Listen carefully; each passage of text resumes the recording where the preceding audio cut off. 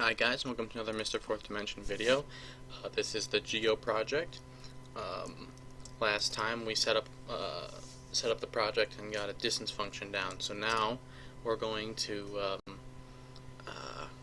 see what comes next. I think we're going to do midpoints, interpolation, see what we have time for after that.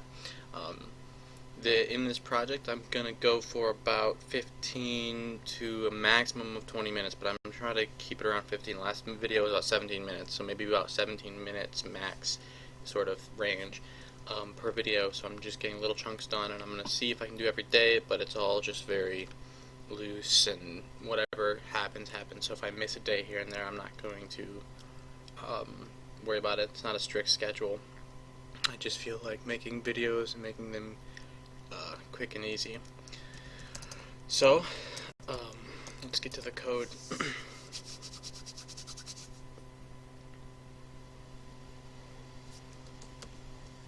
Alright, geo.cpp. So last time we set up this distance function stuff. This time I want to set up a midpoint function. So that's where I'll start. Midpoint is interesting because it will return a point instead of a scalar value.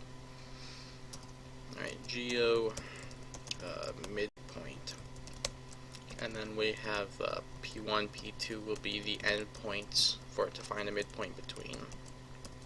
The idea here is that I'm just building up these geometry tools from scratch, seeing where it leads me. When I've done it out on paper before, as you just sort of build little things over time, those little things, as you get your head around one concept, it starts to become very easy to build up to really things normally considered really quite hard. If you're, just playing with pure geometry, I found that it would actually possibly be easier than that. So that's what we're trying here.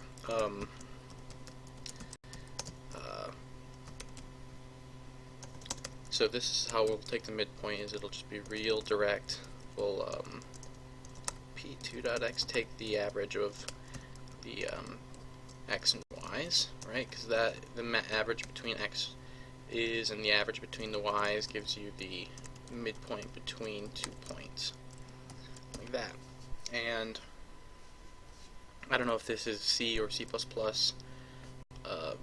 style right here, or like not style, but syntax. I don't know if that's C++ 11 or what that is, but I like it. I think it makes sense. And it saves me having to write a constructor that does the exact same thing, so I think it's worth keeping around. Maybe I'll shorten this name if I don't want to spell it out, but for now I don't see any need for that. So, next what I want to do is I want to come down here, and instead of printing the distance, we'll make a point, and we'll take the midpoint of those 2 points. And then we're going to print midpoint of this and this is equal to, won't quite get me there, will it? This. And this is just mid.x, mid.y. Be really cool to find some way to capture the idea of this whole thing and this coming together, so I can just do a sort of, I don't know if this is possible, like to make your own formats or something. Something I'll have to look into, but if I could do like, format point and then just pass in a point object and have it interpret that as this text and this expansion, that would be cool. I'll look into that and see if it's possible off the series, off the screen, off the recording, so that it doesn't take up time, which this discussion has, weirdly enough. So we gotta build the first time, I think. Whoops, just run. The midpoint is, now I'm gonna shorten these because they're quite long. Let's say we only want 3 decimal points on each of these.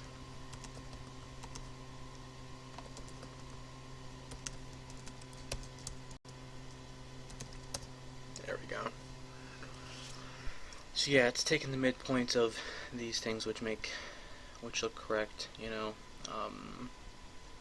halfway between those, halfway between 9 So between 0 and 9 would be not 4.5, so the extra 5 there is from that, 0.1. Yeah, it looks like it's doing its job correctly. So that's a midpoint function. So that might be useful. Another thing that I thought of would just be a generalized interpolation, because that's basically a quick way of doing 50% interpolation when you want 50% interpolation, but when you want interpolation from point 1 to point 2 for any value between 0 and 1, it's a little bit more complicated. It's a little bit more expensive to compute that. Not too much more, but a little. So I thought I would separate that out.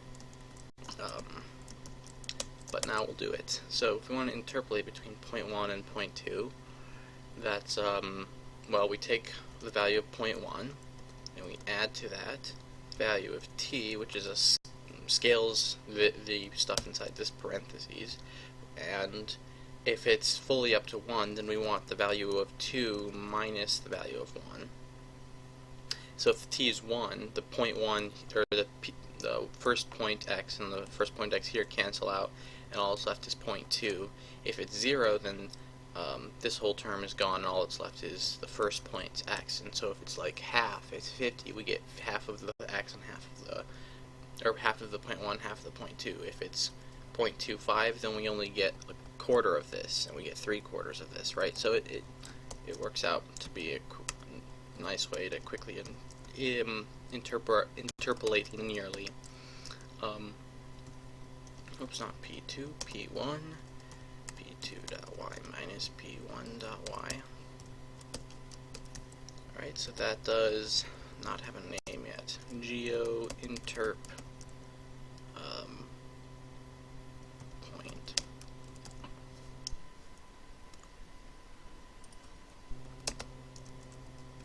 Interp point.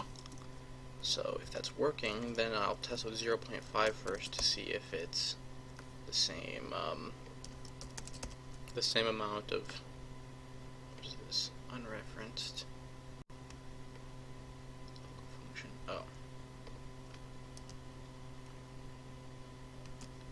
So I need to 4505 is the warning I need to disable.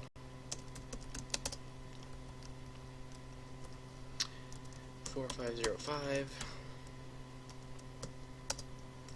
Let's try that again.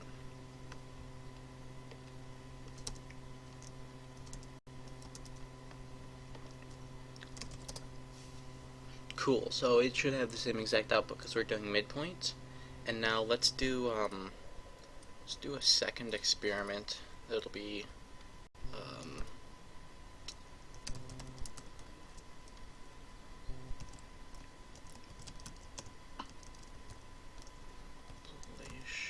spectrum. So the interpolation spectrum experiment is what we'll call this, which will come a few lines down. It'll be separated out, and this is going to range from, well, it's loop on an integer, so there's no weird rounding going on. We'll do 25 steps, and then we want the midpoint, or the interp point, I guess, to be from, let's see, let's interpolate from 0, 0 to 512, so that's point, well, I'll just type these in, geo point 2d 0, 0 to geo point 2d 512.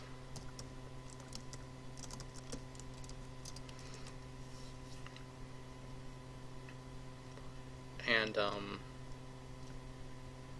line's too long. Put that down one. And then we need the interpolation amount, which is going to be just a matter of casting. Well, we don't even need to cast. We can just divide I by 25.f. So it'll range from 0. Ooh, it won't go all the way to 25 unless I make this less than or equal to 25. And then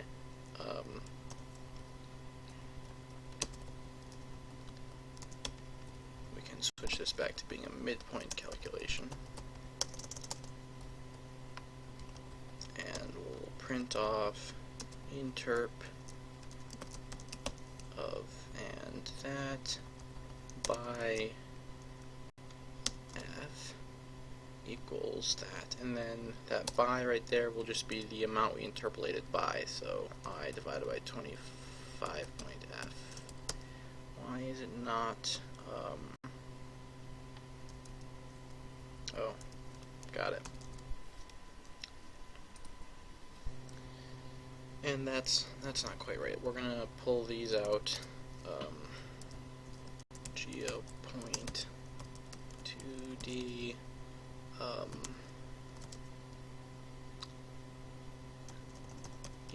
we'll call this interp p1. That's gonna be this interp p1, and then we want to pull out this.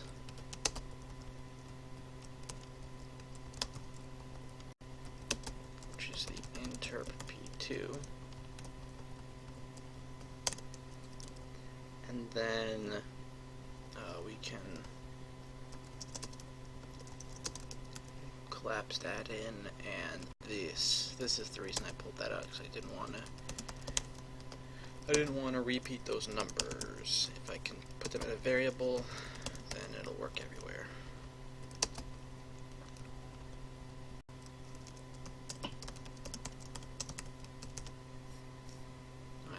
And then these should be interp, right? So that will show us the point sliding from 0, 0 to 512 by steps of 1/25. So there, looks like the left-hand column goes up by 0.2 each step. Does that make sense? It's 0.2 means it takes 5 steps to get to 1, and it's trying to get to 5, so yeah, that makes sense.